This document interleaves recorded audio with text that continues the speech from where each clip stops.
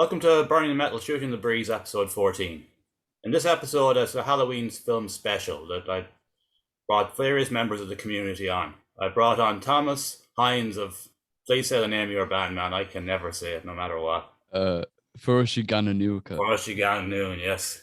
Of course, our black metal project you started, and you keep going. You have an album coming out in a month's time, so there's a mention of that straight away. And then we have Finbar Hoban of Finbar Hoban Presents, who has our things, Matt, and you have a few gigs coming up that might be of interest to people. You have Ash anyway coming down, and you've White Furious and Thumper as well. Is that correct? That's right, yeah. I've got Ash coming up on the 17th of December in the Ruby Room of the Royal Theatre in Castlebar, and support on the night from the Wood Burning Savages. I'm looking forward to that. But before that, we've got Thumper coming up to the Velvet Lounge at the Royal Theatre the 20th of November, and it's Thumper, Bicurious and Turnstile. It's kind of a punk rock night. So I'm looking forward to that on the 20th of November. Very good. I'll put links to all the stuff in the description anyway, so people can check them out. And then we, of course, last but no means least, we have Keith McCoy of Keith McCoy Music and Head Fuzzy. How are things, man? Fun. I would say I am probably the least out of this. See. Well, you're actually probably the most horror-orientated, film-orientated member here. You've been a part of 5 horror records, like between synth and metal, and even a John Carpenter tribute. Yeah. I suppose I have that. It's my name, I suppose. Pretty cool. Exactly. Yeah. I swear to God, man, Thomas here as well was fucking productive over the lockdowns, but you, man, you were a beast as well, man. You were constantly releasing stuff I didn't know when I was going to be going back to work. I didn't know this is my chance to get it done. And I had it all lined up, ready to go. It was just a matter of time. And then it was just boom. I didn't know when so I just kept going. There's a lot of people that went either one or two ways, or people in the lockdowns either got really, really productive or they done nothing so. Yeah. Luckily it went the right way for me, So. And Ollie, actually, Finbar, you got very much into the blogging and all the rest of it. Yeah, I did indeed, Philip. The blog kept me going for the past 18 months. It gave me something to work for, and it gave me something to support the artists in Ireland, and to push them. Even there was a lot of stuff being released throughout lockdown, and they needed that extra push and that extra bit of support. So, it was good to kind of help out. And it's what a blogger should do, listen to the music and listen to what you think is good and push the artist or push the band, and let people know that there is stuff happening throughout lockdown that they can, even though they might not be able to go and see them live, they can listen to their music. And maybe once this was all over, they could go out and see the bands live again, once they start touring again. That was the idea. It was to give them that platform, to push them. Yeah, it was a really bad time to release music though, and for a lot of bands though, It was, yeah. It was. The bands that brought out albums last, say, April or May, sure, Jesus Christ, it's now nearly a year and a half ago now. Really was a disaster for them. It was, yeah. Even the likes of Fontaine's DC, they released their second album, Hero's Death. They released that, I think it was during the pandemic, at the beginning of the pandemic. They didn't get to tour that album up until about a month ago, so they're now kind of looking at their third album to push that maybe early next year, in March or April next year. But not just them. There was lots of acts who released pretty good albums that I fear didn't really get heard properly. So it put a dent in what they were doing. Of course. But on the flip there with Thomas, though, you were part of the All Ireland Metal Project, Thomas, weren't you? That was amazing, man, that all the Irish musicians from worked remotely and made that album. It's a fucking brilliant album, man. Yeah, fair fucks to everybody who actually put the time and effort in to this project. when I first heard of it, I thought this isn't gonna go anywhere. Then I started because I need something to do, and then everybody was fucking flying it. Yeah, it was an amazing achievement, like, because there's even 2 more albums yet to come. I have an order in as well, a CD and a T-shirt and stuff, support the cause and all the rest of it. I should have got a free one because it was my fucking idea, but yeah. Long story short, lads, I was in a good step one day, and I put up a post on the Burn of Metal page like, while this is all going on, why don't you think about doing it again? And it actually happened. So fair play to Darragh O'Connor of the Horrenda that just jumped on it and brought everyone in and his spreadsheets and team captains and all the rest. And it's amazing that the album seen the light of day. And I listened to the album and I was like, what the hell? Like, it was so good. Like, yeah, it's so consistent. And the fact that it was done remotely is just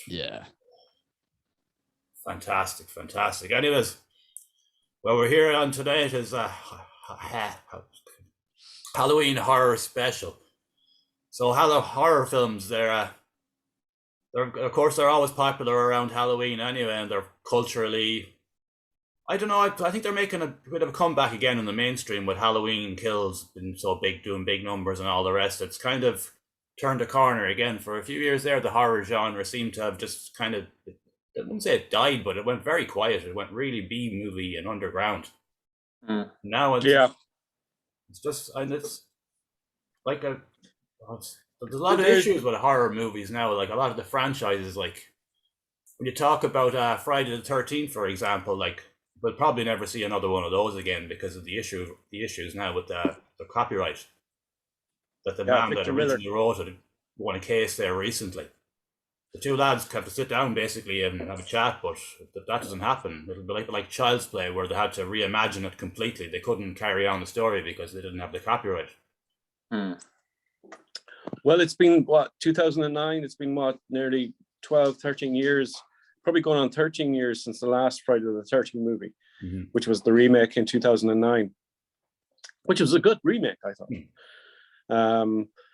Yeah, that's 13 years ago, and this legal battle has been going on probably since then. And this is probably the longest stretch since the longest stretch in a Friday the 13th movie that it hasn't happened. Like, there was no, like, we've had the 70s, well, no, the 80s. 1980, first Friday the 13th movie came out, I think. We've had the 90s, and we've had 1 or 2 in the noughties. But we've had nothing over the last 12 years or so, which is the longest spell of Friday the 13th. Friday the 13th movie hasn't been made.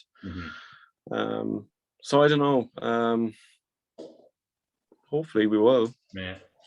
And of course, Hellraiser was in the news recently, and I don't get what the big deal was, because if it's a female playing Pinhead, it doesn't matter, because it's a generalist character, and there was a female in the comics anyway. So yeah, I have no problem. I have no problem with that at all, as long as she acts well and the storyline is good. Let's see it. Why not? It's going straight to streaming though, so they obviously haven't really got a lot of faith in it anyway. I think the Hellraiser name has kind of been definitely one of the most mangled series anyway, unfortunately. But as I said, we're going to go through a few. This is not an excuse to show off my film collection, I swear to God. But we're just going to show just a quick one to just give an idea of the overall genre. It'll just take about 3 minutes maybe. Arachnophobia. Well, if you're afraid of spiders, that's fucking terrifying. I have a quick story with that, actually. Yeah, go on.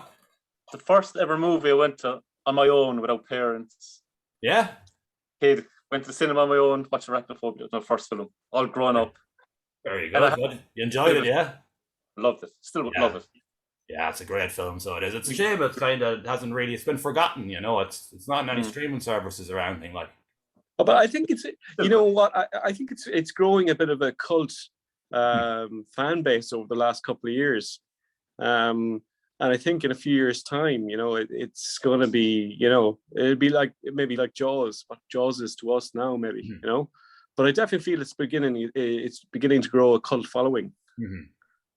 Hopefully, deserves it. If it does. It deserves it, because I remember the trailer, like the American trailer for it that you get on YouTube makes it look very cheesy and corny. But I remember I was in England right before the film got released in the cinema. I know what the English trailer was in the 80s and the 90s, but now in the 90s you have Arachnophobia comparing it to the Alien and all these films, and just had this Jeff Goldblum screaming, and that was it.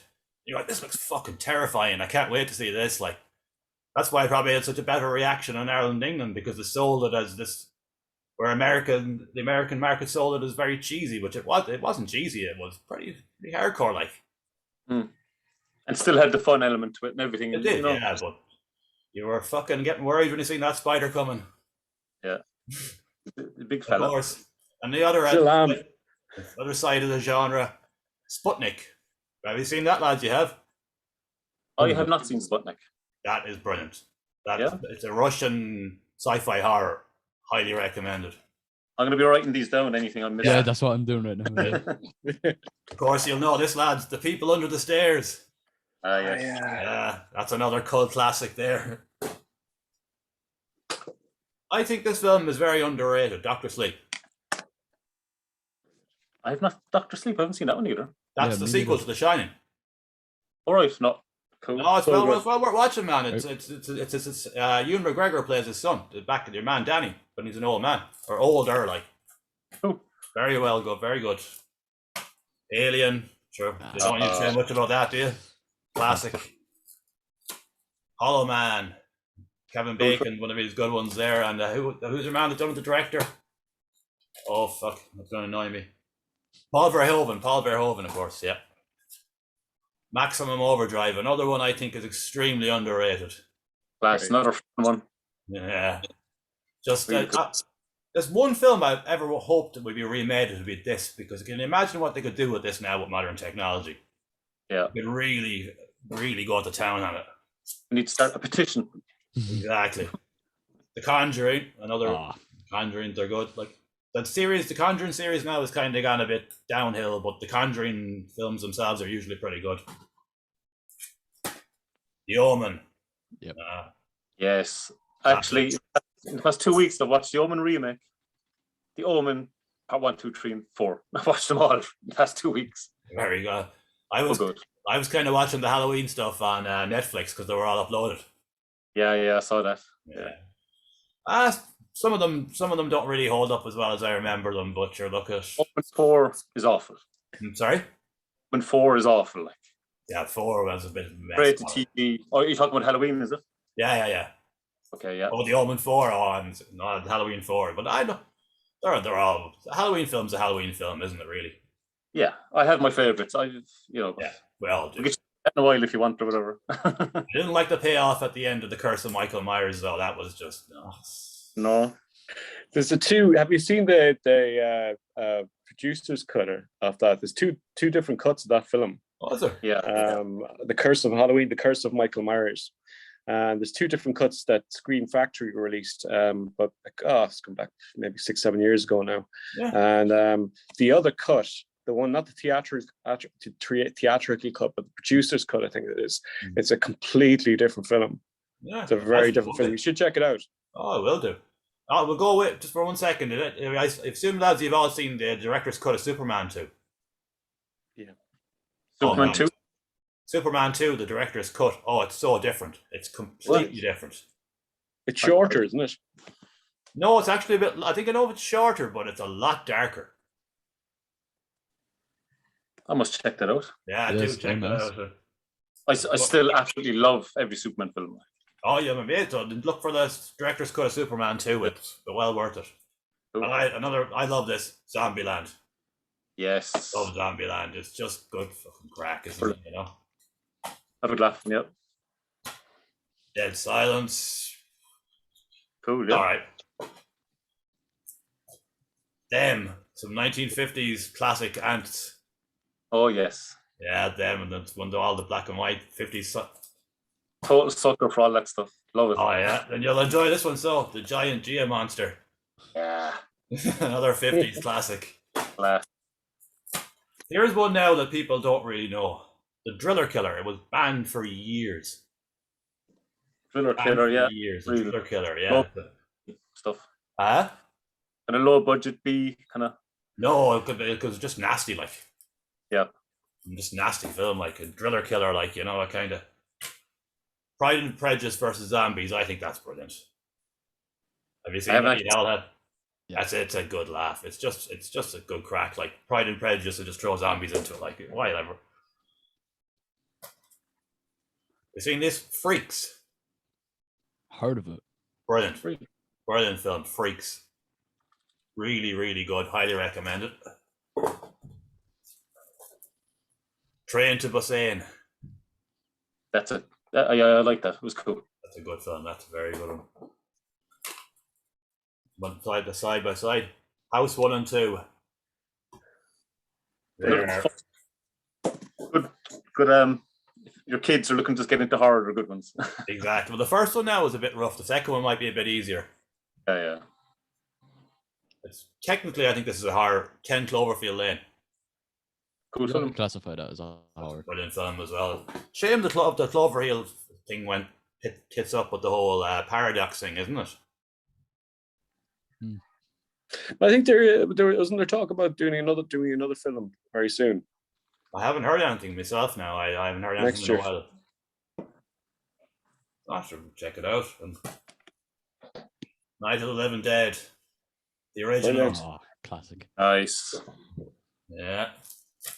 Of course, these three, the trilogy, Hot Fuzz, Dawn and Shaun of the Dead, at World's End.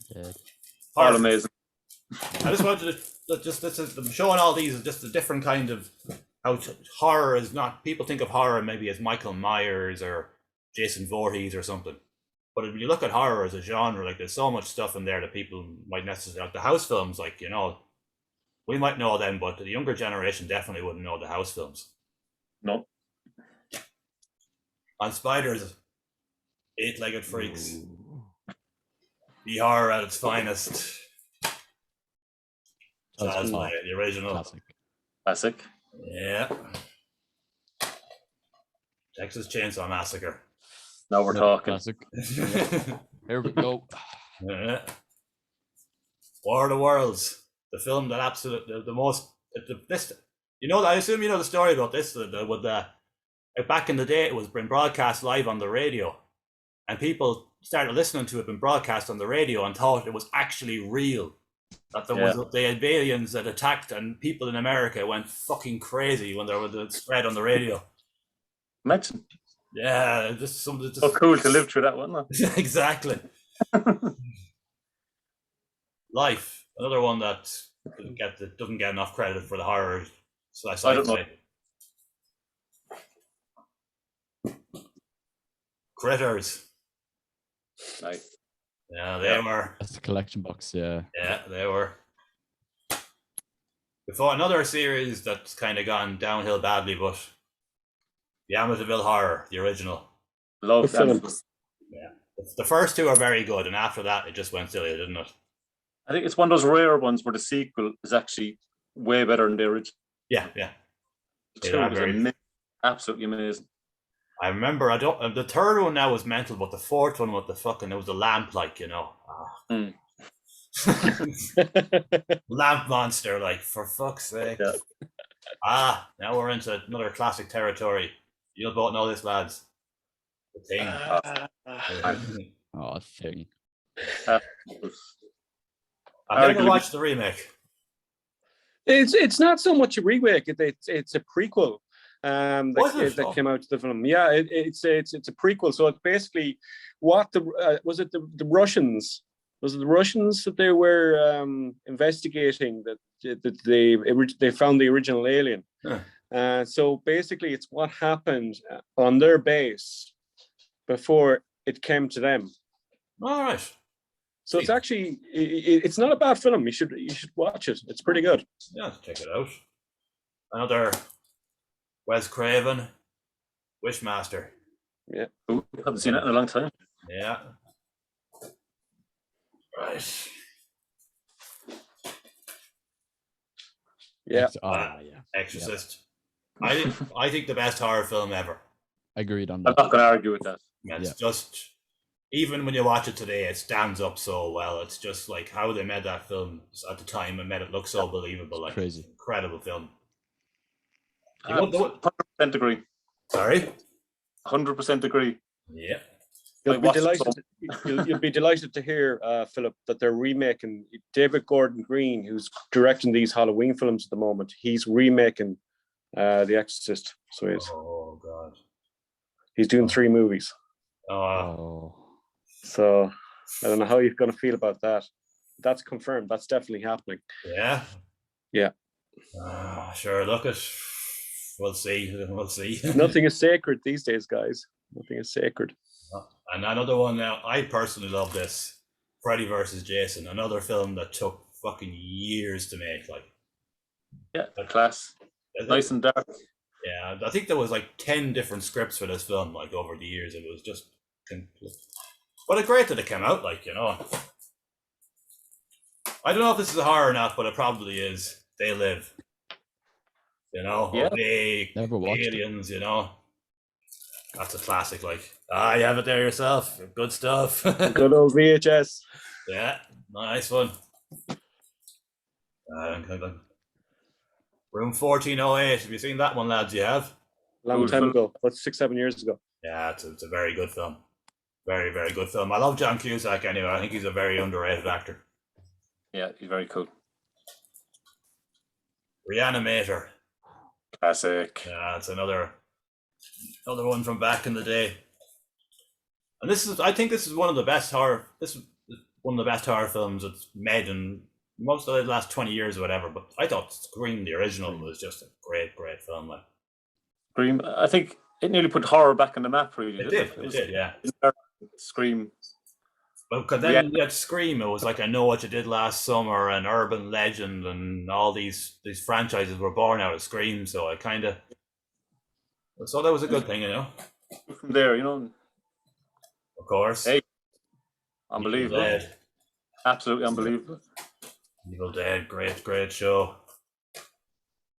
Nightbreed. Class. This is actually the director's cut. If you haven't seen the director's cut of Nightbreed, watch it because it makes sense. Because the original cut was the director's cut to Nightbreed is up on if any of you guys have Shudder TV. Shudder, yeah. The horror channel. On there, yeah. It's on there, yeah. It's very good. Oh, yeah. Very good. The original slasher. I've never seen that. Is it good? It's all right. You might like it, actually, yeah. Throw it on the list. You'll appreciate this one, so Keith. I think this is extremely underrated. Halloween 3, Season of the Witch. You probably know my feelings on Halloween 3. Yeah, you're a fan. I've dedicated an entire album to that. And you like this, Keith? Yeah. Oh, you have it there as well. Nice one. Good stuff. What was I going to say? It's nearly shame that. Yeah. Oh, you have the box set. Oh, you got the little toys. Oh, yeah. Pretty cool. I'm actually wearing Halloween 3 top as well. Oh, yeah, sweet. Just obsessed with the film. Just, we need a separate for Halloween 3. Like. The Cabin in the Woods, that was a pretty cool concept as well. Yeah, very cool. Yeah, it was a good idea. It's a shame it didn't go anywhere, but... And what I consider to be the best ending of a horror film ever, The Mist. Mist? You've seen The Mist, yeah, have you? I think I have, yeah. You'd know that ending if you've seen it.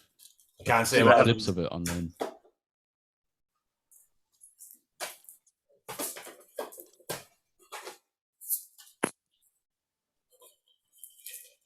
Oh, I see something. Yep, exactly. They were good remakes, I thought. Yeah.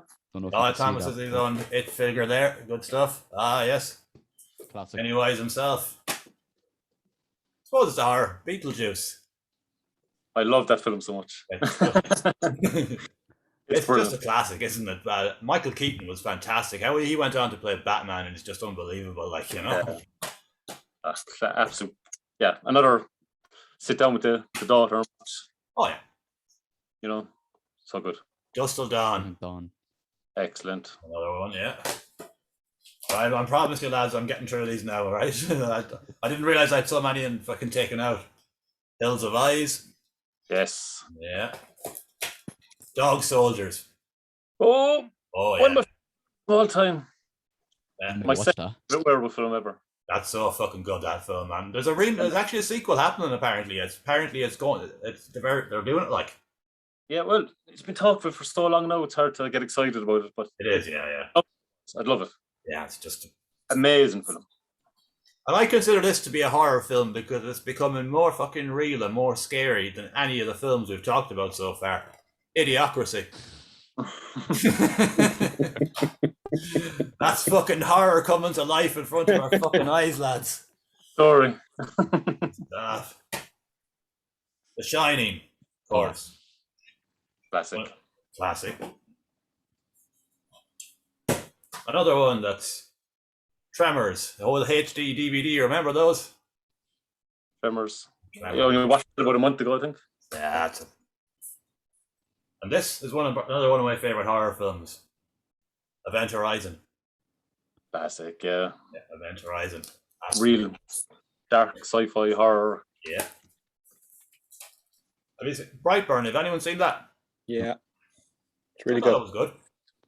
Really good. It's a shame that the series planned doesn't seem to be going anywhere, but we got that. It's good. Sure, there's the man himself, Mr. Voorhees. The boy. This film seems to everyone that this is like a Marmite film, but I personally love it. The dead don't die. Go on. So I need to rewatch it again. Yeah. I just liked the fact that it just took the piss out of itself the whole way through. And Bill Murray's in it, so put Bill Murray in a film, I'm going. Another one that's kind of underrated. Don't Breathe. I liked it, yeah. The second one came out there recently. It's alright. Just haven't seen it. Should have left it at the first one. Yeah. Now we're going back to the original. Nosferatu. Oh, yeah. The original himself. 100 years old next year or something like that. So yeah, that's it. Yeah. And of course, Gremlins. Brilliant. We all love the Gremlins. Good film, Christmas film. Oh, yeah. Watch it all year round. First film I watch every Christmas. Yeah. Nightmare on Elm Street. Like, what can you say about that? Genre defining. Yes. Another film that doesn't get enough appreciation, I think, was The Blair Witch Project. Great film. Yeah, I like that. Really good film. It did kind of start the whole the moving camera thing off, but look at this was good. Saw, you've already seen you there.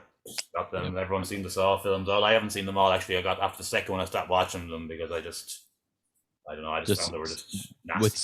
With Saw 3, here's something cool. Chester Bennington from Linkin Park played in Saw 3. As one of the fellas in the traps. So Jesus. No, that fucking hell. Yeah. This is a fucking weird one. I'm only after pulling it out, and I'm only after realizing what I'm after pulling out, because considering what happened with Alec Baldwin, the fucking patrol like. Creepy. That was the last time anything like this happened, you know. I suppose in theory it is a horror film, like, but you know, it's fucking mental. That was crazy, like. You know, did you look into the story more about the whole Alec Baldwin situation, like that? It's still kind of relatively unknown what happened, and I don't think we'll know exactly what happened for another few weeks. Yeah. But apparently, I read something online yesterday. I don't know how true it was. Apparently, there was a walkout on set that day. People was walked out just due to the terrible conditions they were working in. Yeah. And another thing is the guy that's in the prop department has apparently got a very, very bad name for himself in Hollywood for just not doing things properly on set. So it's still kind of vague as to what actually happened, but it will come out in a few weeks' time. They should have CGI'd in the guns, like, you don't, like, why were they doing it and bringing a gun onto a set, like, you know? Because even if it's filled with blanks, you still have that fucking. Because like what I've read is that like they were shooting it, like they were shooting the shot, and what ended up happening was some lad in the fucking prop department must have loaded the first bullet, like, and he must have realized that it wasn't a blank and just gave it to him. Because like with shooting, like they really don't CGI it anymore. Yeah, they should though, because that was it's just dangerous. Senseless. Yeah. Anyways, we'll move on. I'm going down here. The last few now, anyway. Please, you'd be happy to hear. The Silence of the Lambs. Excellent. Good one. Awesome. Another film, actually. It's not a horror film, but I want to touch on it briefly. Have any lads? Have you any seen the film The Father with Anthony Hopkins that he released last year? No. He won an Oscar for it, didn't he? He did. I have it there myself, man. I swear to God, if I was going to recommend any film out of tonight, I would recommend The Father. Have you seen the film Memento with Guy Pearce? Yeah. Not like it, but Anthony Hopkins plays a man with dementia / Alzheimer's, and it's filmed the way he sees the world. Cool. Oh, it's fucking powerful. I was nearly crying at the end. I was starting to well up, like it was just that powerful. Like it was just what a performance. The Father. The Father. Cool.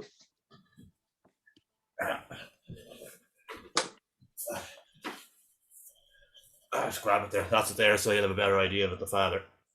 So if you see it there, keep an eye out for that. Right. Yeah. Go down to the last few of my little collection here. House of a Thousand Corpses, the one the zombie kick-off film. Love it. Devil's Rejects was good, but Three from Hell, oh good God! I actually haven't seen Three from Hell yet. Don't. I'm just hearing bad stuff about it. It's not that bad. You don't think it's that bad, Fincher? No. I think it's a bit different from the first two. You know. Yeah. It's more action than horror. I think really. You know, the whole Mexican thing storyline. I don't know. I think they kind of wrapped up at the end of the Devil's Rejects, to be honest with you. But you're looking. Now we're into more classic territory here for the last two. An American Werewolf in London. Yeah. The best. Just the best. That's just even now, like that transformation scene looks fucking just out of this world, doesn't it? It's just amazing. It's just one of those films where if it's on telly, I'm watching it. Oh, that's it.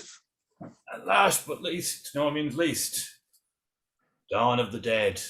Yeah, I've got that. That's pretty good. The original George A. Romero classic, like brilliant. Such a film. Yeah, I bought this. I paid like over £100 for it, but it has all the different versions. All the cuts. Yeah, it's got a book and all sorts. I'm a fan, so what the hell. So that's the end of my props. Now you'll be happy to hear. So anyway, good. Thomas. Yo. I'll ask you first. What got you into the horror film? What was your first horror film that really affected you that made you want to say, I like this? Probably. It was probably Unfriended, the first one. All right. Yeah. Yeah, that's what really got me started. Like. Yeah, that was a decent film actually. That was very underrated. Yeah, the second one didn't live up to what I thought, what I hoped it'd be. But that's what really got me into it, and then I started watching more kind of thriller shit like Exorcist, and then started moving to Saw, 28 Days Later, all them. So that's what really got me into it. Oh, very good. Same question to yourself, so Finbar, what was your start off? My dad used to rent videos out in the 80s and he'd hide them from us. And, he'd come home from work on a Tuesday or Wednesday night and he'd go into the local video store and he'd rent Betamax was, a popular thing back in the late 80s, before we got VHS. And he'd rent the likes of Halloween, which you see here, Halloween and Betamax, that kind of thing. But the very first horror film I was introduced to was probably Halloween 2, from 1981, in the hospital. I had seen Halloween 2 before I'd actually seen the original Halloween, and it scared the living shite out of me, Halloween 2. And that kind of got me in. That was my introduction to horror, was Halloween 2, yeah. Very good. Yourself, Probably Keith? in the list. What got you into it, Keith? I'd say it was Halloween as well, was it, or was it something different? Well, I remember seeing films when I was young. I remember seeing films when I was young and being scared. And looking back now, it was like American Werewolf in London, Company of Wolves, Friday the 13th, Part 6, I think it was. But I think the first film I actually watched was Halloween. That really, I wasn't scared. I was like, this is amazing. And as I got a bit older, then obviously all those films I watched that scared me when I was a kid, they're my favorite films ever now, you know. But yeah, it's Halloween, like. Yeah, it was Halloween for me as well too. I think like if yourself, go on, Fibber. If you actually watch Halloween again, a friend of mine, we were discussing this over the years. Like, if you watch a lot of the daylight scenes of Michael creeping around Haddonfield, you know, they're actually, you know, a lot scarier than some of the nighttime scenes in the film. I find, you know, the scene at the school where he's stalking the young boy, little Tommy Doyle. That's pretty creepy stuff, you know, when he gets into the car and he kind of drives up beside him, you know, and the theme music playing in the background. It's like, that was all shot in the daylight. And even when Laurie was in her bedroom and she was looking out the window and he's kind of there and, you know, outside looking up at her from the window, that stuff creeped the living daylights out of me. And that was all done in daylight, you know. So I felt a lot of those scenes from that film, a lot of the daylight scenes were quite scary, and some of them were more scarier than the nighttime scenes. That's a great point, actually, because when you see them just there going in behind the hedge and stuff, and he's gone. Yeah. Yeah, it was subtle, but it was just, you know, it was building nicely. And if you look closely at that hedge scene, if you look close enough, where her friend runs over to the hedge scene, she goes, "Hello, he's over here. He wants to ask you out on a date or whatever." And if you look closely, you'll see a pinch of smoke going through the camera in the center of the camera. That was John Carpenter smoking a cigar. It was caught on camera, but it went off the film. Very good, very good. A little bit of information for you. Useless information. Sure, look it. Useless. I'll be looking for it now the next time I get to check it out. Yeah. But it's a shame, like, even though we're touched on Halloween too, like John Carpenter absolutely hates that film. He wrote it when he was drunk. He wrote it he said in an interview over the years, he's often said it, he wrote it on an 8-pack of Budweiser, and he wrote it drunk. I think it's a great sequel, a fantastic film. It's up on Netflix. I've just noticed that today. If anybody wants to check it out, Halloween 2. It's a great follow-up to a great movie. More of a slasher film, but yeah, it was. Even though we won't touch on Halloween Kills, obviously, because people haven't seen it yet. So, but Halloween, it's kind of Halloween Kills and Halloween 2. They kind of have a lot of similarities, don't they? They kind of done a bit of the member berries on it, didn't they? You know, member. Well, yeah. Well, we don't want to say too much, as you said, about the film, but there's an actual scene for a split second, if you've noticed it, that they've taken from the second film, 1981, and put it in Halloween Kills. I'm not going to say which part of the film, but if you're smart enough, you'll spot it. Yeah. It's, what was I going to say next? Oh, jeez, I'm thinking there. All right, give me a sec. I was kind of thinking there, and I got me lost. Running me trying to train of thought. Drinks hitting you already, Phil. Yeah. The first mouthful. That's what I'm having to drink. Mike, sniff. Get kill off the stupid brain cells and get the smart ones working again. So, what to say? Well, we've touched on what got you into the horror genre. If there's any genre from the past you would like to be brought back, that you think would be worthy of return, that should have been maybe done more with, or maybe gothic horror. Yeah, a little bit more. I like there was a kind of a scene for it there in the mid 70s, early 80s, and it was, you know, Christopher Lee was very much involved in it. You know, obviously, you know, because of the Dracula films previous to that, like, but it was a kind of a very kind of a groovy gothic scene back then. I think The Howling too. I don't know if you've ever seen The Howling or heard about The Howling, the film. Oh, of course, yeah, The Howling. Werewolf. Yeah. Mm-hmm. But yeah, I'd like to see a bit more gothic horror. Mm-hmm. Seeing that Nosferatu is going to be 100 years old next year. Yeah. Why not? Yeah, there has been a big absence of vampire films, like proper vampire films, like Dracula films and stuff in the last 20 years. Like, they kind of made it all kind of teeny with Twilight and all that, haven't they? Yeah. But I don't know. You see, that's is that should it be left in the past? That's another question. I mean, you look at the likes of A Nightmare on Elm Street now, and would that work today in today's society? Because it's more fantasy, really, fantasy horror more than anything else, isn't it? How do you make Freddy realistic in 2022, or 2021? Do you know what I mean? The audience has changed a lot. Like, kids are an awful lot smarter. Like, I could see my own little niece now. She's only 7, and the stuff she's coming out with, and that's barely at the time you fucking shoelaces when I was that age. Never mind this, So when you've got them kids coming up now, and then you're trying to sell horror on them, you've got to find a way of doing it, to make it believable. Like, the old ones will probably be more effective because they're so crude and dark, and I don't know. I think a lot of we touched on it before. A lot of issues now are starting to come in with the copyright thing, with Child's Play and Friday the 13th. With copyright reasons stopping them being made. But I don't know. I think personally, have you caught the? Sorry to interrupt, but have you caught the Chucky's TV series? It's up in Sci-Fi. No. There's a Chucky TV series now that they're on. There's 10 episodes. They're the second episode in. Basically, it's Chucky, and it's a TV series that goes on for 45 minutes.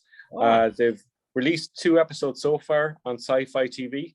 Yeah. Check it out. It's really, really good. Yeah. Really, really good. Yeah. It's just called Chucky, the TV series. Oh, very good. I thought the last Child's Play film, even though it was a totally different concept, I thought that was pretty good. Yeah, it was good. Yeah, Mark Hamill voiced him. Yeah, it was very good. It was a good idea. It was a clever idea.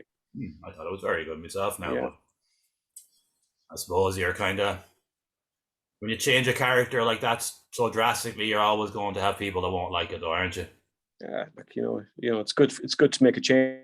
You can't be doing the same repetitive thing over and over all the time. You have to mix it up a little bit. A bit of a left field. We'll start with you now here, Thomas. Yep. I'm going to give you a tough one, lads. What would say maybe your 5 favorite horror films would be if you were put on the spot and you were told I have to pick 5 horror films that I'd watch any day of the week? Oof. Right. The first one, Friended, since it was the first film that really got me into it, and it's just a classic to me. A Quiet Place. Yeah, the first one. The second one was the second one had more dialogue, and I actually kind of like that. Exorcist. Here's an unusual one, Deathgasm. I don't know if you guys have ever heard of that. It's you've heard of it, Finbar? I've heard of it, but I haven't seen it. Oh, it's a fucking class film. It's a kind of a slasher mixed with it's a slasher mixed with comedy, and it's basically about a metal band who start fucking screaming about zombies and shit, and then it actually comes true. So they're there with all their fucking guitars, drums, and basses, just making weapons out of them, just killing them, and it's gory as fuck, but I love it. And then sounds a bit like the Scout's Guide to the Zombie Apocalypse or something like that. I kind of vibe to it. What was your number 1? So number 1, Purge. The Purge. It's a good choice, actually. They were actually decent films. Yeah, it was a good series of them. The new one was pretty good. It wasn't amazing, but it was all right. My favorite one is the first Purge. It's just classic. Right, so Finbar, you were looking very, very happy about that question. So yeah, no, I'm actually. It's a difficult question for me. I know it's number 1, and I have no problem with saying what number one is. It's what it's going to come after that. I need to think about because I have so many. I would say my number one film is Halloween, 1978. It's still I could watch that over and over and over again. I never get sick of it. It's so good. My second one is The Exorcist. It's a great film. It has to be in there. It still holds up. I watched that recently again. I watched it with lights turned down, and it still scared the living Jesus out of me. There's certain scenes in that film. There's a scene where his mum dies, and he's running down the street, and his mum is coming up a subway stairs, and he's kind of shouting, she just passed away, and he's dreaming about this, and she's coming up the subway stairs, and she's kind of crying, and he's there shouting at her, and then she just turns around, goes right back down again, and he just shouts again. There's this brief scene where you see the devil's face. It just scares the bejesus out of me. That entire film is great.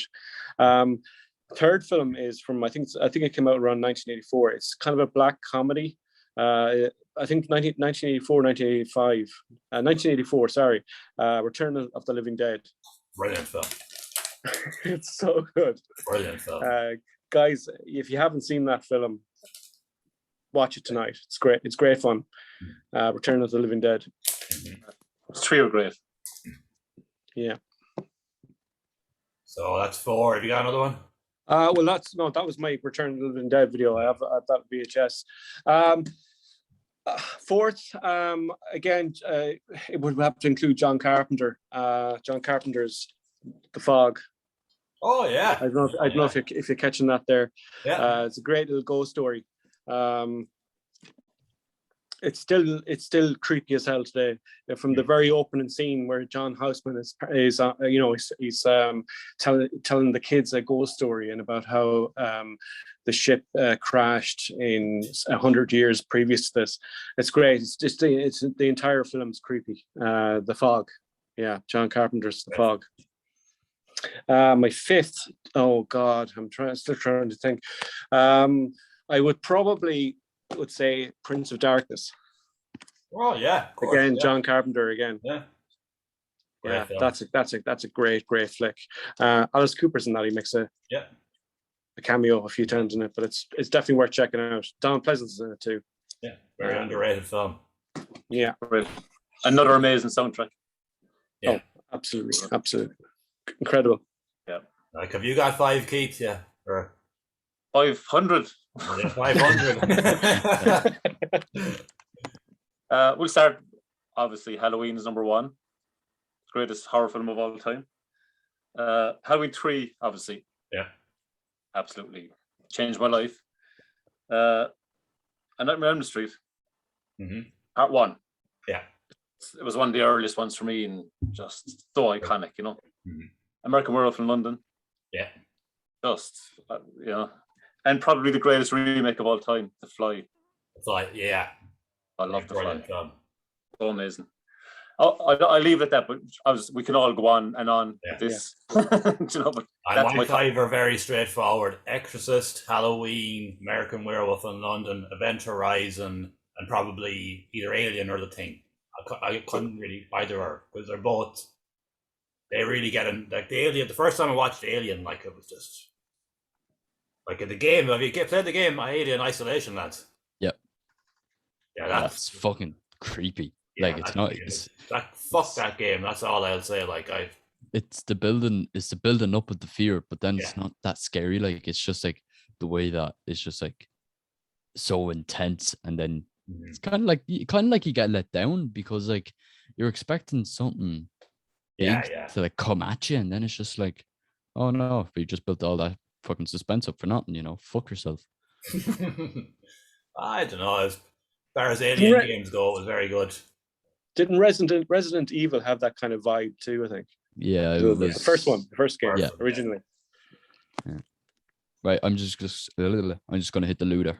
Oh yes, like horror. Like I don't know, have you played much games in your life, lads? But there's a lot of horror games as well that are really good. Like a couple of Evil Dead. I've got a couple of games on PlayStation 2 or 3. Or Fistful of Boomstick.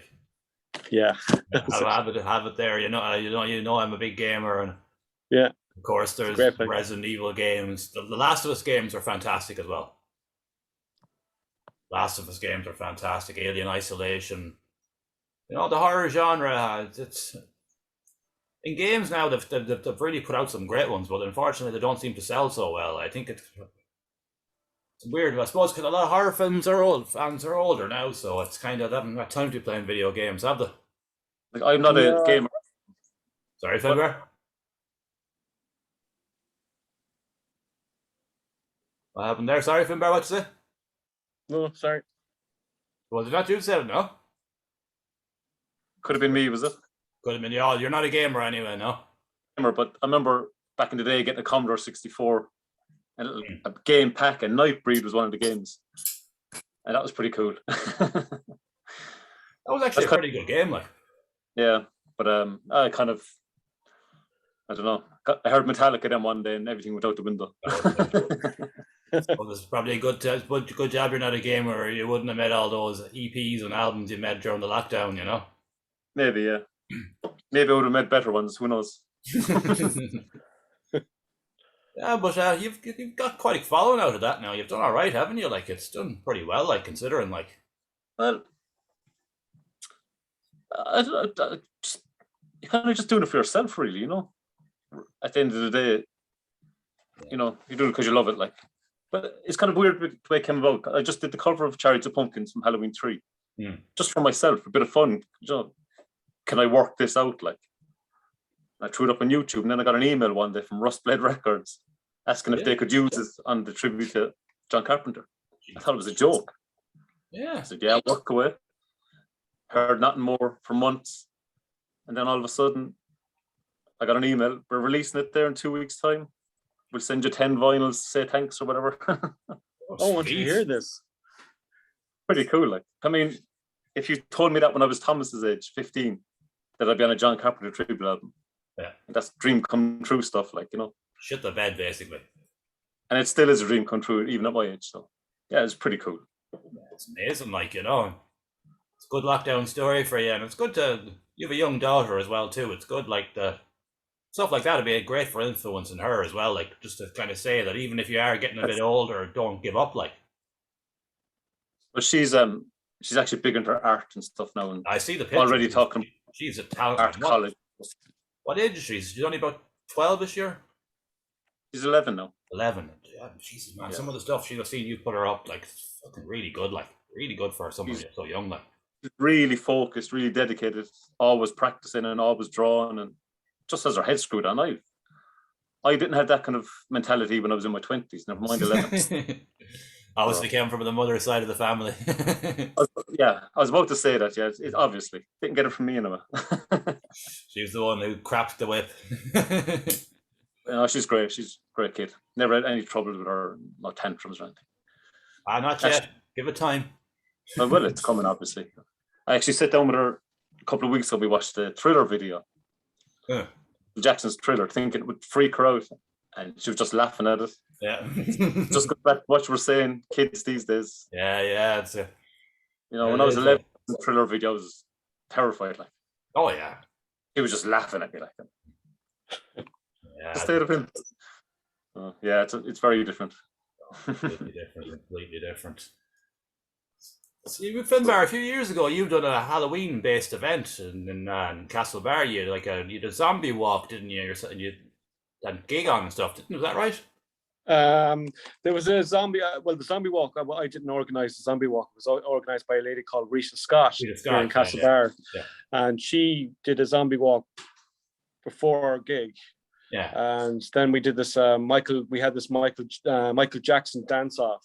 So there was about, I think, £100 for the best dance off. It was all a bit of fun. So you have about maybe 7 or 8 people just trying to take off a zombie from the Thriller video, you know, and do the choreographic dances and so on. Like, but yeah, it was good fun, you know, and you know, I think Thriller is always going to remain one of the greatest videos of all time. I do, you know, even 20 years from now, you know, people might be laughing at it. Younger people might be laughing at it, but I still think it's going to be you know, Oh, it's going to be important. It's iconic. Yeah.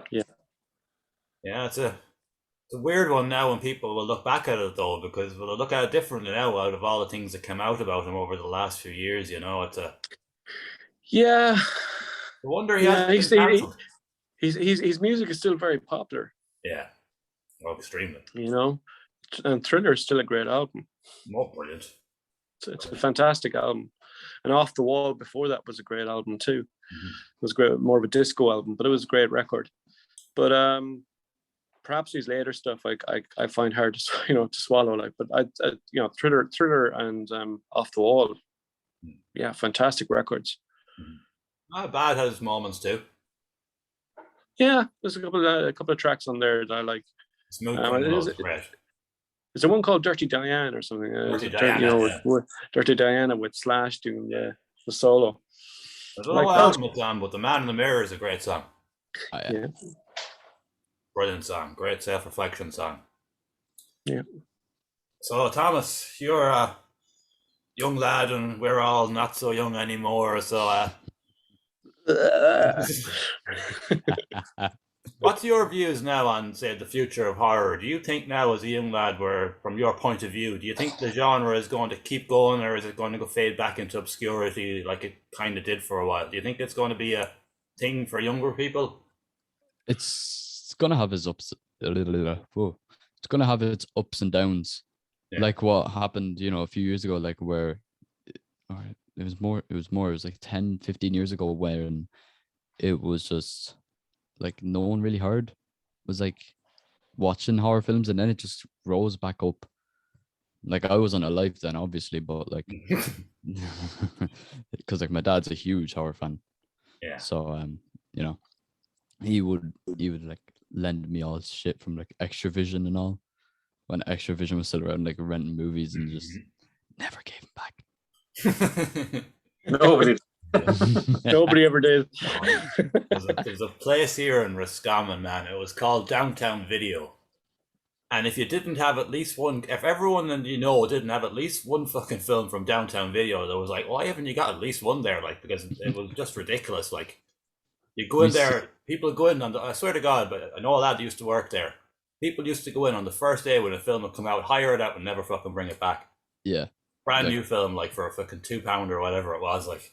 It's crazy because like I still find, like, from my older brother and my dad, I still find Extravision cases just lying around, and my brother was doing a big clear out of his PS1 and PS2 collection, and then I just picked this up and I was like, fucking hell, they were the days.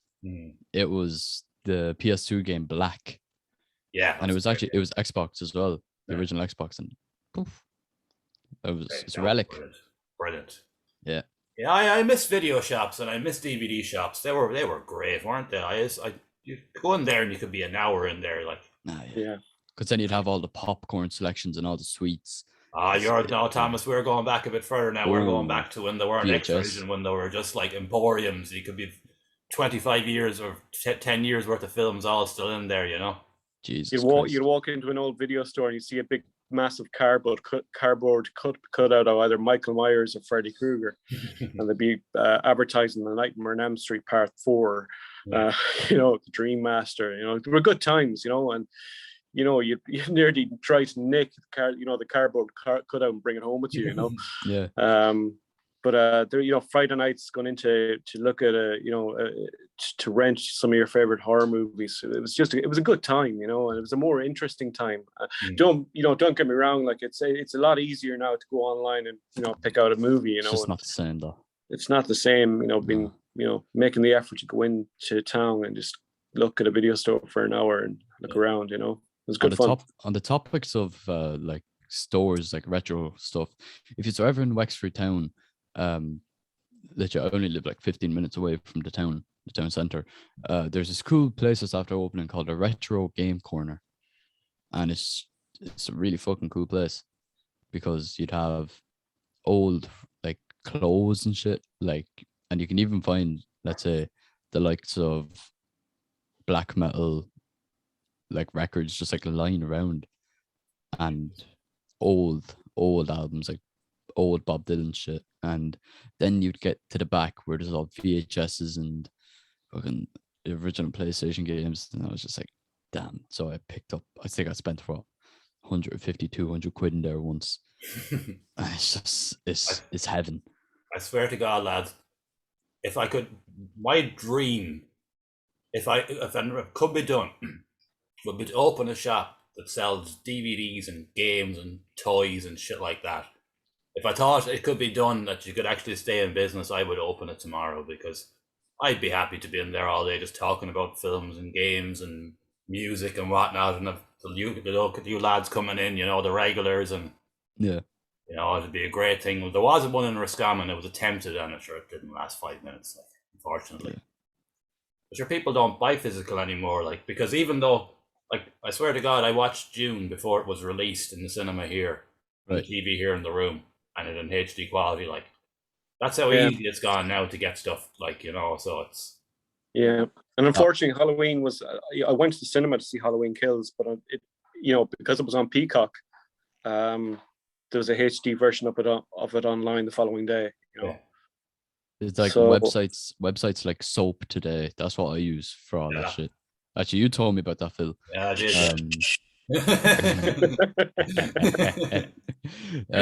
That's an alright website if you just ignore all the fucking pop-ups and shit like that. It's like 1, 2, 3 movies. So yeah, that's a shame about the whole physical thing. Well, I'm keeping it alive anyway now. Yeah.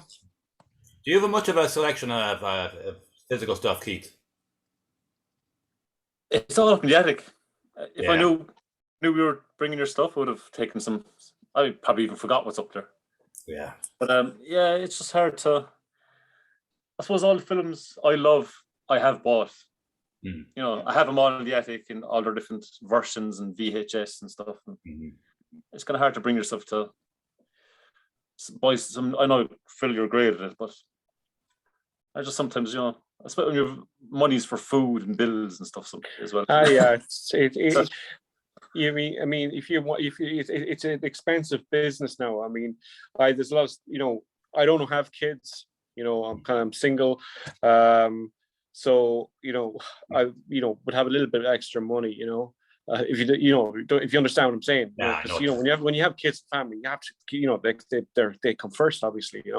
But I would go online and I collect VHS and Betamax, but it's an expensive hobby, because some of these videos are coming in 60, 70 euro, and then you're kind of talking about the postage on top of that, which could end up being 80 or 90 euro.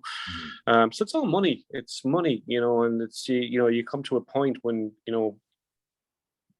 when family becomes more important, and I'm glad I didn't have internet when I was younger. Because when I was younger, I was obsessed. I had to have every version of everything that I loved. And that's what I spent my money on. But if I had the internet back then, and you could just order anything, I used to have to travel to Dublin on a train, to buy records and stuff like that. But you can just go on the internet and buy anything. I'd lose my mind. Everything's just there. Everything's been reissued. Vinyl has become so popular over the last couple of years. You see all of John Carpenter's soundtracks have been reissued now again, and you can get them at a cheaper price. Whereas 10 years ago, if you got, let's say, Halloween 3 on vinyl, it'd probably set you back about 50 quid. But now it's you can get it online for I know there's many different versions from many different record companies that have released Halloween 3 or all the Halloween soundtracks for a decent price. Yeah. Because everything's being reissued again, everything's being made available again. A lot of the classic horror films are all coming to Blu-ray as well now. There's a company that are just bringing all the old ones back, and they're selling them rather cheap, €7-8 so. It's all retro, Retro's popular again. You get the likes of Stranger Things have made things, those kind of retro 80s feel has come back, and it's made things popular and it sells. Tapes have come back again. Audio cassettes are popular, For how long? I don't know. How long will they be popular? I don't know. But they sell at the moment, because it's retro. Yeah, that's why I started. That's why I wanted to do cassette releases, because I seen that they were coming back into popularity. So I was like, you know, do something different for a change instead of just releasing it on like Bandcamp, Spotify, like. So. Yeah, Spotify. Well, it's a great tool. I just don't like it. I don't like Spotify. I just can't use it. I can use it all right in a web player, but on a phone it doesn't seem to work for me. But I don't care. It's probably not a bad thing. I've discovered I know bands don't make fuck all money from it. Excuse the language, but yeah, I've discovered a lot of new bands through Spotify though. That's one of the good things about it, you know.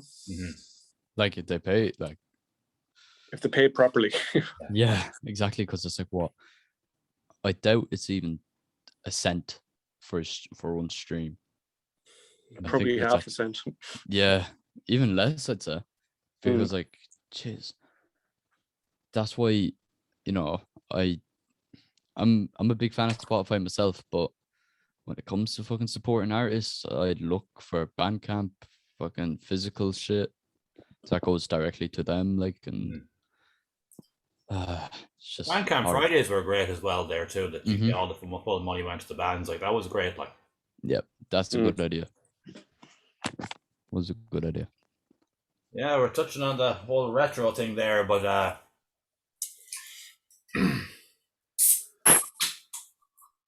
Jesus, lads, I'm trying to think of something. A second. I haven't done this in a while. I'm out of practice. I'm really out of practice. It's been We're just discussing the whole retro thing. Stuff that's made a comeback over the last few years. You know, it's been incredible. Who would have thought audio cassettes would have made a comeback? You know? Yeah. Exactly, but in terms of the whole horror thing, you know, wouldn't it be great if you could get a horror? You know, remember the big, huge CD DVDs they used to get, the laser discs. Laser discs. So they'd be one thing I'd like to see come back. A laser disc. They'd like a size of a vinyl record, like. Jesus, they were massive. Yeah, they were huge. Did you ever own one, Philip? No, I didn't. But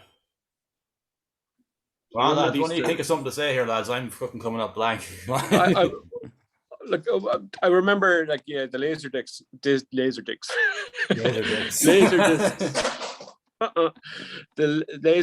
I remember going up to see them in Virgin store in Dublin.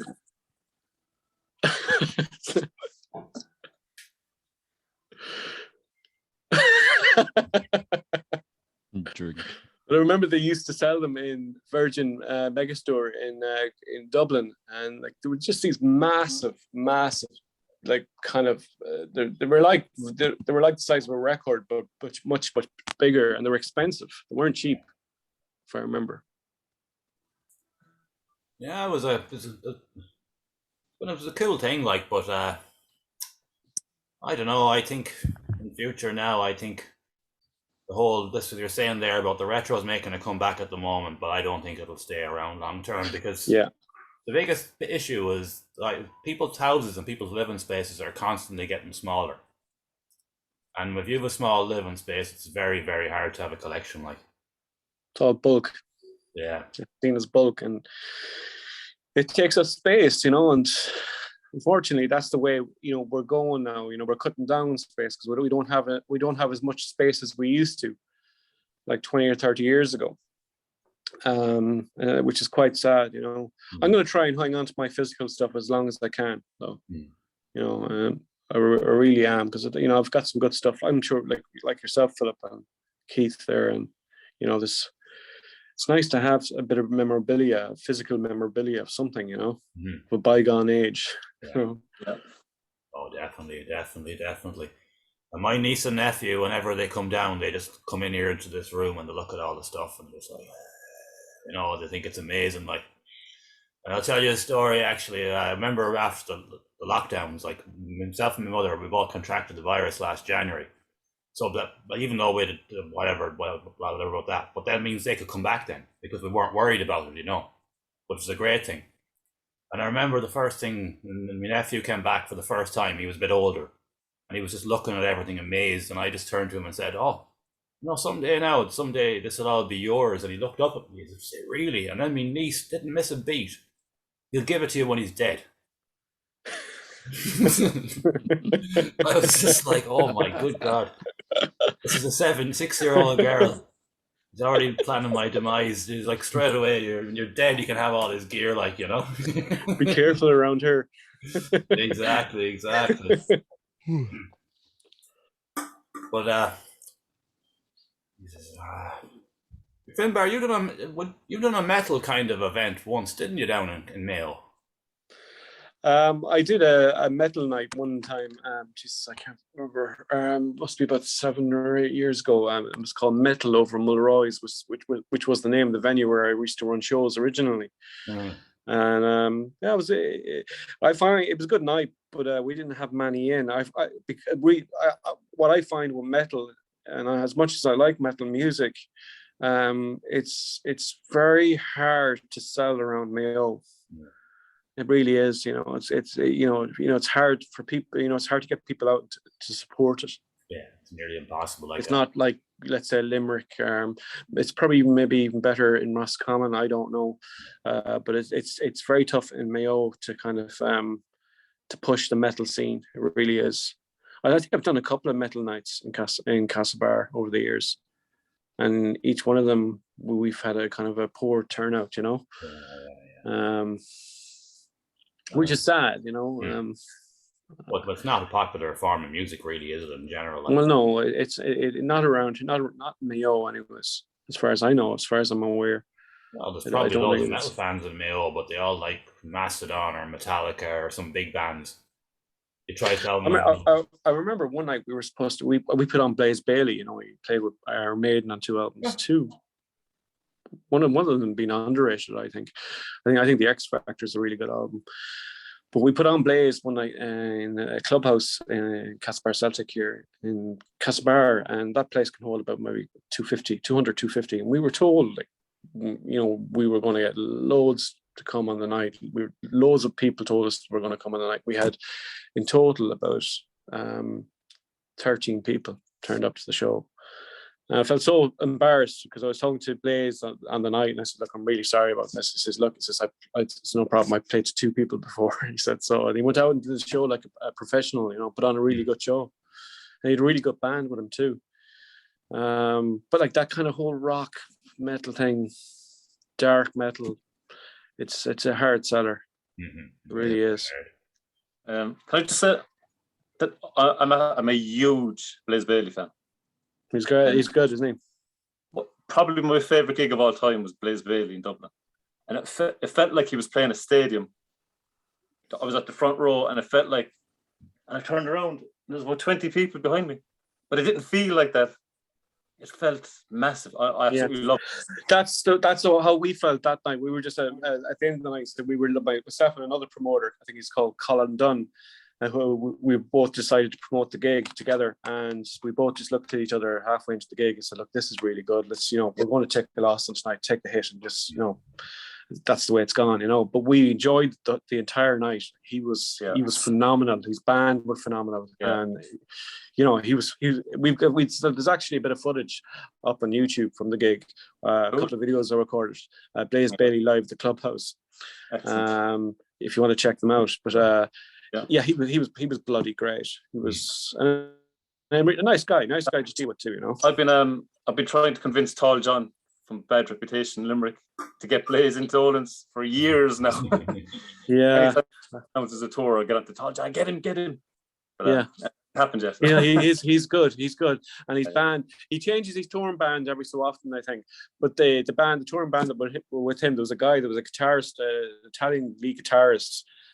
With him that night, and he was fucking amazing, man. He was really good. Always was a great band with him, yeah. The entire band were on fire that night. Yeah. But actually, his band at the moment are a band called Absolva. The whole band are his backing band, and they support him then as well. So they're kind of a double gig kind of thing. The guitarist, singer for Absolva, and obviously then Blaze is the singer with Blaze, like. Yeah, so they're kind of the double gig, their support and main band. But great players. Yeah. Brilliant. Yeah, no, he's really good. He's really good live. But apparently, he went down to Cork then the following night after playing with us, and they had the same numbers from in Cork, maybe about 12, 13, we were told. He just doesn't pull in Ireland, No, but which is really sad. Yeah, definitely. He's kind of known as that Iron Maiden vocalist for 5 minutes, really, and that's about it. Nobody really knows anything else about him, do they? His solo albums are great. Oh yeah, he's an ice cream van back again. A fucking ice cream van. Every time I do this, the fucking ice cream van. It's fucking pitch black on Sunday night. It shows up every time. Yeah. He's not selling ice cream, man. How the fuck is there an ice cream van outside there now? It's fucking cold. It's dark. What are you going to get? Oh, I got a couple of 99s. Ah, dude. Come down to Wexford. Give me a few. Anyway, well, what's happening with Head Fuzzy, Keith, actually? What's going on there? Have you got anything lined up, or is it kind of just waiting and see what's going to happen next? Or It's all very quiet, but we've been tipping away with recording. We released Fall recently, well, a couple of months back, kind of a one-off single just to let everyone know we're still alive kind of thing. But yeah, we've a good lot of bits and pieces recorded, ready for an album, but we're no panic to do anything. I think everyone's busy. Yeah. PJ's always doing something. Actually, PJ's recording my next EP, guitars for that as well. All right, very good. So I'll kind of just wait on them now. I give them to him next week. I'm tipping away with stuff the whole time, and Pat's busy the whole time as well. Yeah. Collins, everyone's working then as well, but we're no panic, we're no rush. We're tipping. Did you ever get a vocalist in the end, or? We're talking to a couple of people. Very good. Oh, very good. Like, Probably you can't say anything, but I don't know what stories yet, but yeah, we have a couple of one or two lined up that sound great. Yeah. It's a shame you lost the last lad. Now he was a great vocalist. Jamie. Yeah. I think it was just a distance thing. That's all it was, Like he's based in Sligo, isn't he? Sligo, yeah. Yeah, that's a fair. And his family as well, and it was just a distance thing. We're all still talk to each other, and all great buddies, and he was obviously great find. I didn't think people sing like that in this country. Yeah. So yeah, it's just a pity, but Jamie has new stuff going now, another band, and you're going to hear plenty from him anyway. But very good. It was a good night we had in Galway though back in the day. It was, yeah. Yeah, good old crack. Didn't really get to talk much that night, but sure, that's what happens with these things, isn't it? When you're running a gig and doing the door and everything, you don't really have time, do you? God, no. I remember being really tired that night, actually. Just going, how am I going to get through this? It was a tough one. But no, it's a good night. You get on to John now. Maybe we get on the next Siege anyway. Hopefully, yeah. I know. Yeah, the Siege is going ahead today. Like it's great. It's great to have things back. Like because it was the government announcement last week. Like I remember Finbar, you were very frustrated that you could have a nightclub and you could have this and that, but you couldn't have a gig. Like how did that make any fucking sense at all? Like I just come home and I just turned on the news and I had to Google it a few times to see was I right before I actually made my video, but I was very pissed off. Yeah. Because what they had just said made absolutely no sense whatsoever, and I was just I couldn't make it out. Nobody could. Nobody could, and I just think that the way the government relays this information is all wrong. You're head of government, and do you not think for one second what you've just said makes sense? Could you not hold off for a couple of days, maybe till Thursday when they announce that 1,500 now allowed in standing, and just leave it like that rather than confusing the entire nation for all this bullshit? Do they not stop to think? Anyways, that was my take on it. Anyways, I just thought that they should have thought it out a little bit more with their announcement. I just don't know. It was they've really, but I suppose in many regards, I think Ireland has done pretty well with this now as a whole. Like, we've got the vaccination levels up to whatever they are now, and you know, the booster shots are beginning now for vulnerable people. So I think as a whole, they've done pretty well. Yeah. They just don't seem to have never delivered anything right, have they? They've just come across as bumbling idiots the whole way through. Like, they're just tripping across their own words. Like, they're just yeah. Well, the way the vaccination, how it all began in January, February, March this year was an absolute disaster.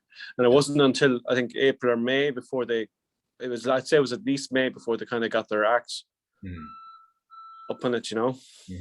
But no, that's hopefully now things will stay as they are. But fingers crossed. Fingers crossed. And you get a bit of ash and over in Mayo, like, you know. Yeah. I'd say that's kind of a childhood dream, like, really, isn't it? I'd say, like myself, back in the day, you were loving ash. You're thinking local labs on Crag and everything. Just you know, back in the day, I've been very lucky to have worked with three of my three bands that I idolized in the early to mid 90s, three Irish bands, and those three are Curb Dog, Therapy, and Ash, coming up in December.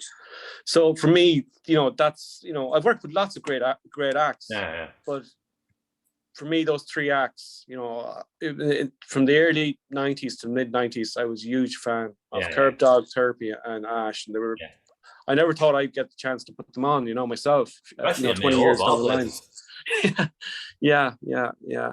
So, it's, you know, it's going to be good. I'm looking forward to it. I'm looking forward to the Ash gig, and I'm looking forward to the Thumper gig in November. I'm looking forward to getting back to putting on gigs, and looking forward to walking around the town throwing posters up for gigs, you know, and, you know, spreading the word out that, you know, about shows and so on.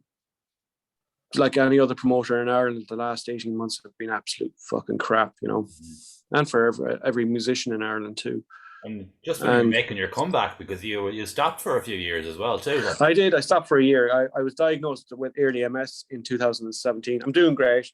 But I took a year out and just to walk away from the music altogether, just to kind of get my bearings and to understand what was going on around me. And I hadn't planned to come back with the music again. I really thought that was the end, and I just got the craving for live music, for booking shows and putting gigs on. And once you get the old bug, you know, it stays with you. You know, any promoter will tell you that. You know? Oh yeah, it's the truth.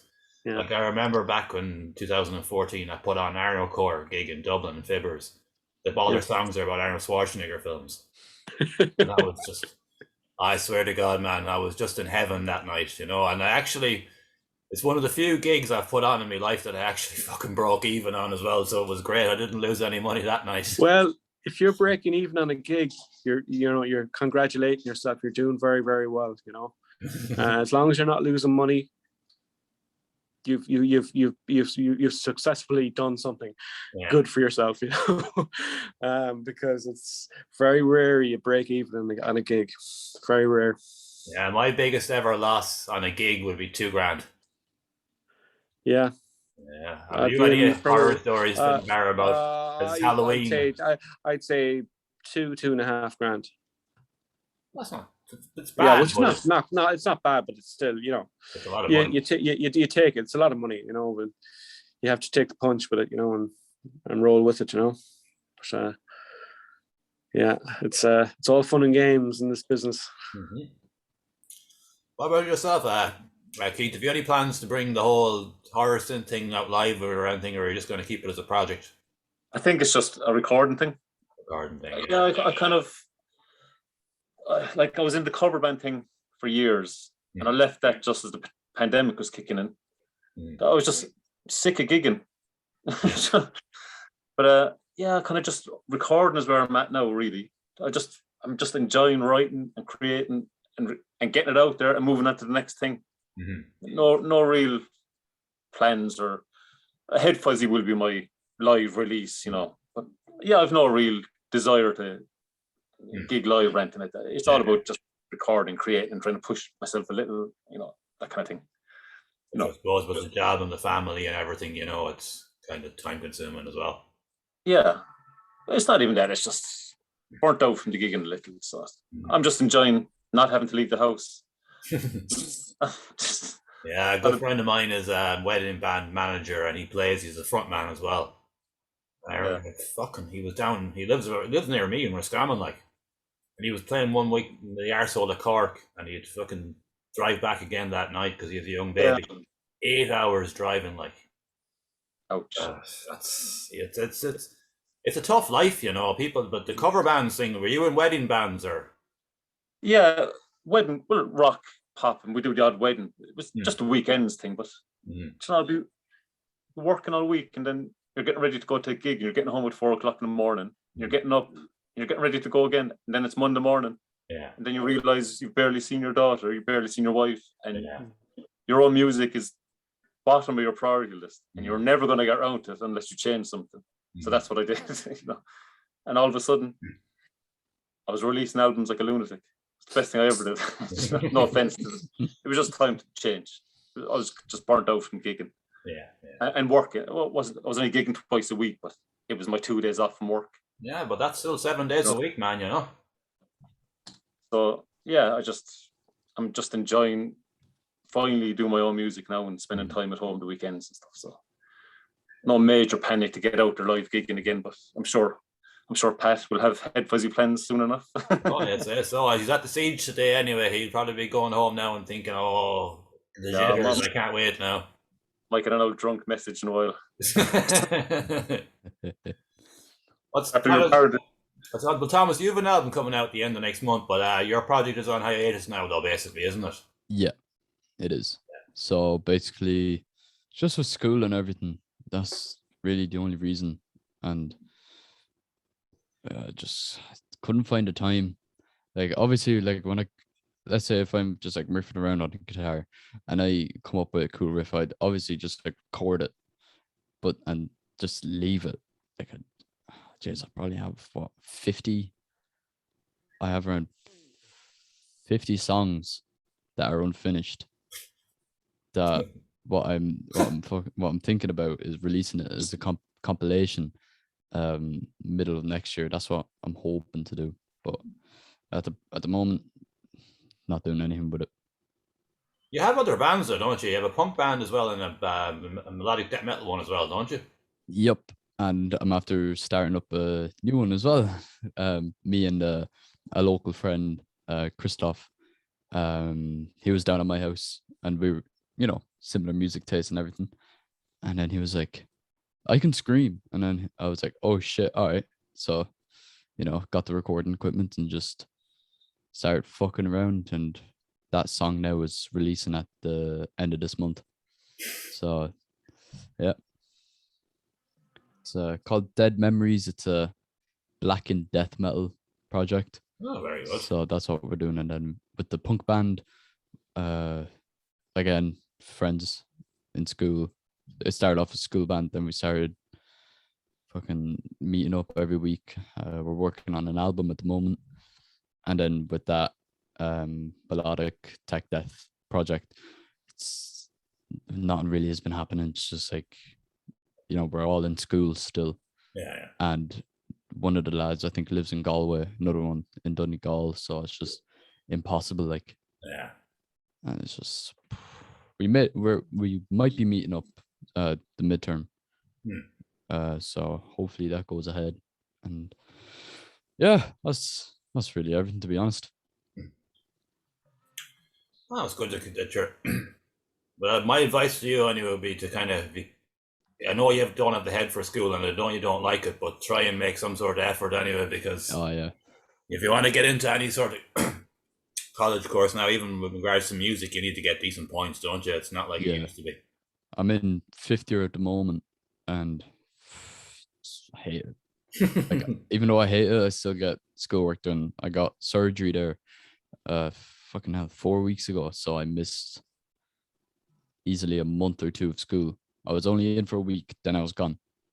Operation, then healing, and I've only been back in school 2 weeks. So, not good. No, that's not a good start, is it? Nope. But that's usually how school year goes for me.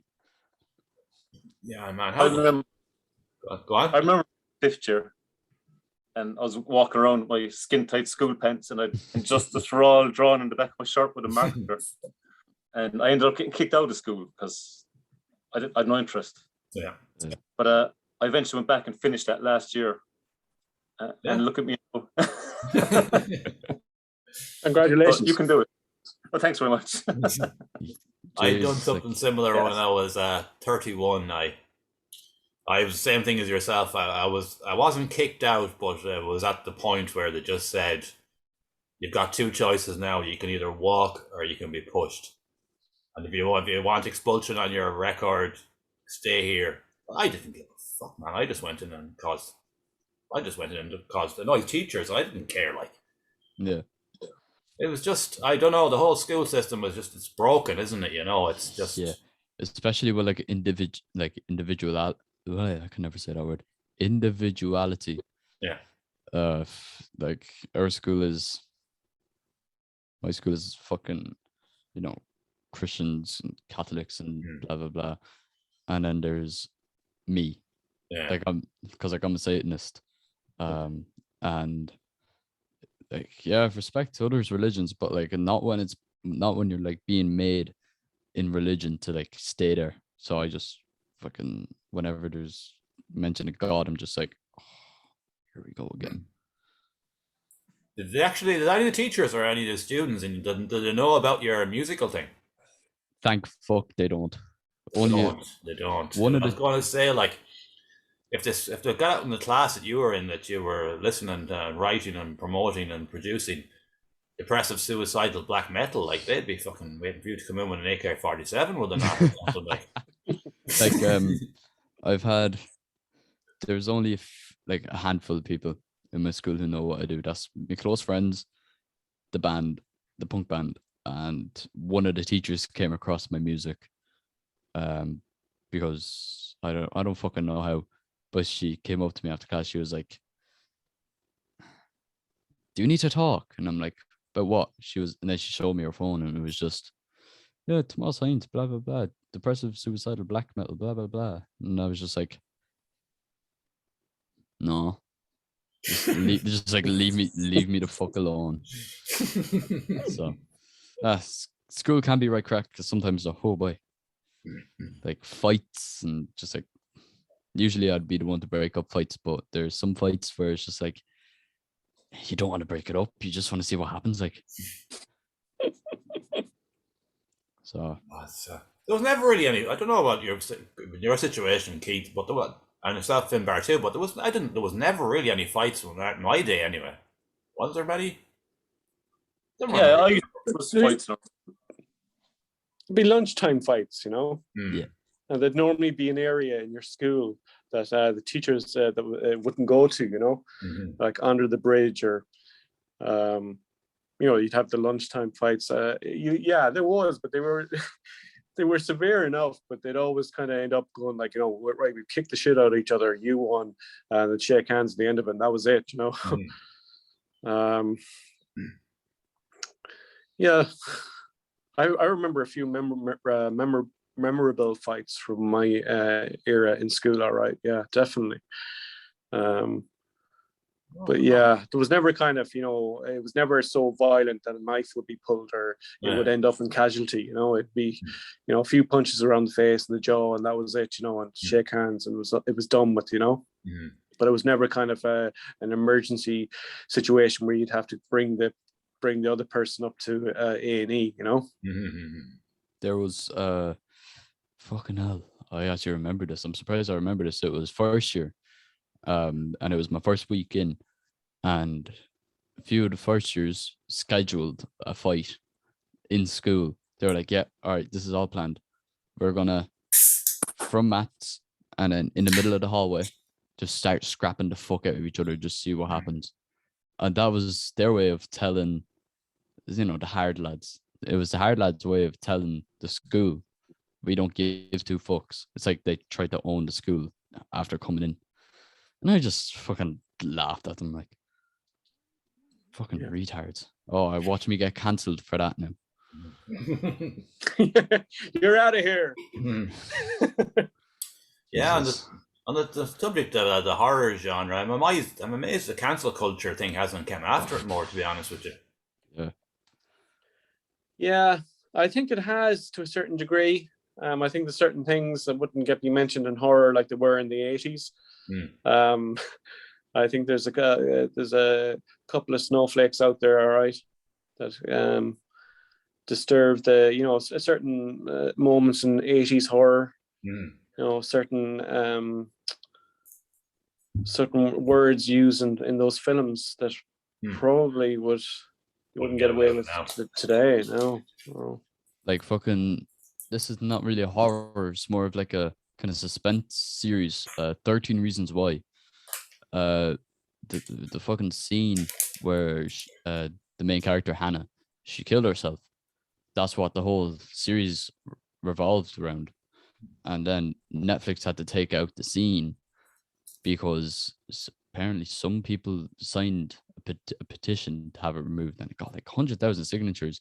And it was all people who were fucking like sensitive to that shit. Like, yeah, like don't get me wrong, some shit does, tick you off. But if it's in the if it's a scene, just leave it in because that tells a story like in itself.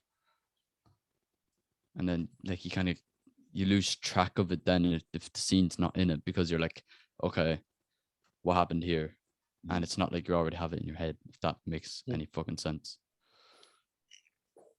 Very good, very good. And I think we might wrap this up now, lads, because we've kind of gone on long enough now. But it's been very enjoyable. Yep. One last thing for y'all, like, if you were to meet someone that you'd never met before and you were trying to explain to them why you liked horror, how would you say it to them? How would you sell the idea of horror without? That's a difficult one. It's kind of hard to put your finger on why you love horror and metal, and but it comes from a place of pure joy and love. It's not about all the bad and dark stuff. I watch horror because I love horror. I love watching it and I enjoy watching it. And that's why I listen to metal bands, and I'm not thinking about chopping somebody's head off and I'm listening to Cannibal Corpse. I'm going, man, I love this so much. It's from a positive place. I like to even just going to a movie, going to a cinema, just to see a horror film. For me, is like leaving reality for an hour and a half and enjoying myself. That's what it's all about. Leaving the world for about an hour and a half and just enjoying myself. Knowing, like, and coming back out going, well, that was completely far-fetched, but I enjoyed it. It was good fun. Even for Halloween Kills.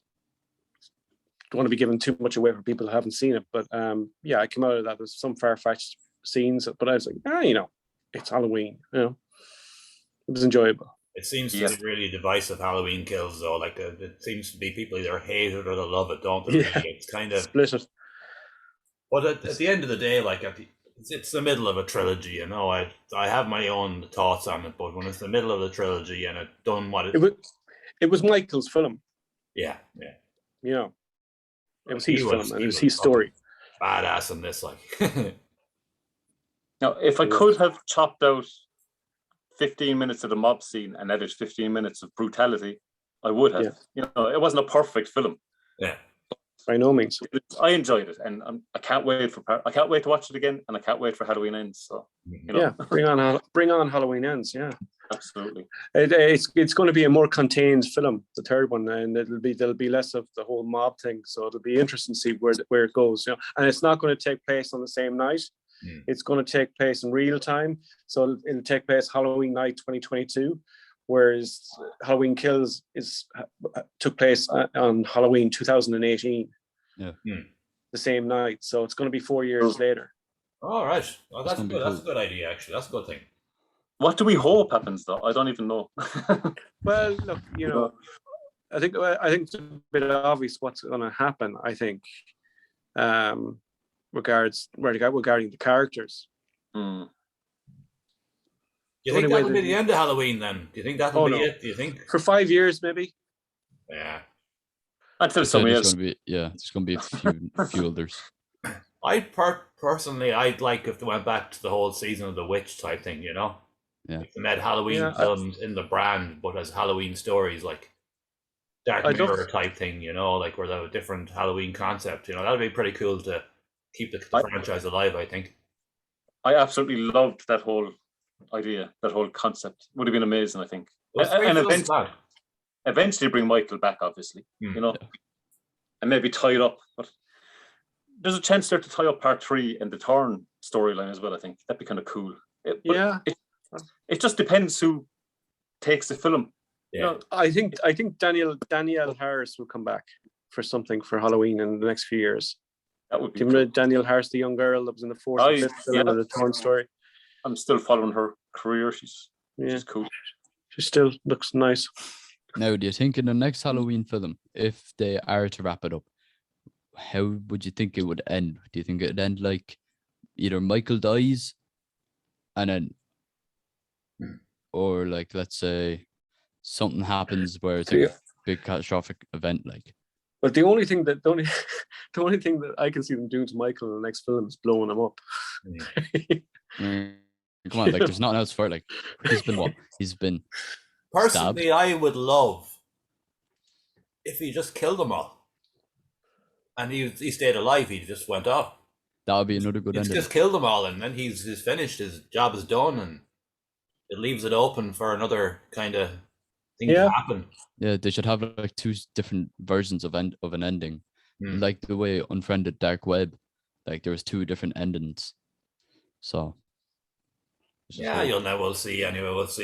And hopefully the whole Friday the 13th thing gets solved now. The 2 lads have got the case done, and maybe that'll come back. And then there's the Hellraiser thing that's Texas Chainsaw Massacre is coming out. The reboot. Don't forget about that. Oh yeah. Another reboot of Texas Chainsaw Massacre.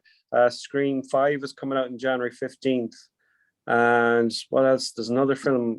You got the Hellraiser film coming out, and Jeepers Creepers Reborn is supposed to be coming out soon too. Oh, that's very good. Check out Terrifier, apparently. And of course, we have Stranger Things that are going to happen next year. But I personally think that should have ended at the end of season 3. I think they've kind of gone as far as they've gone with it. But I suppose if it's the cash cow, Netflix will keep milking it. You know, money. But they said 4 seasons. They said that after the first season, they said they're going to do 4 seasons.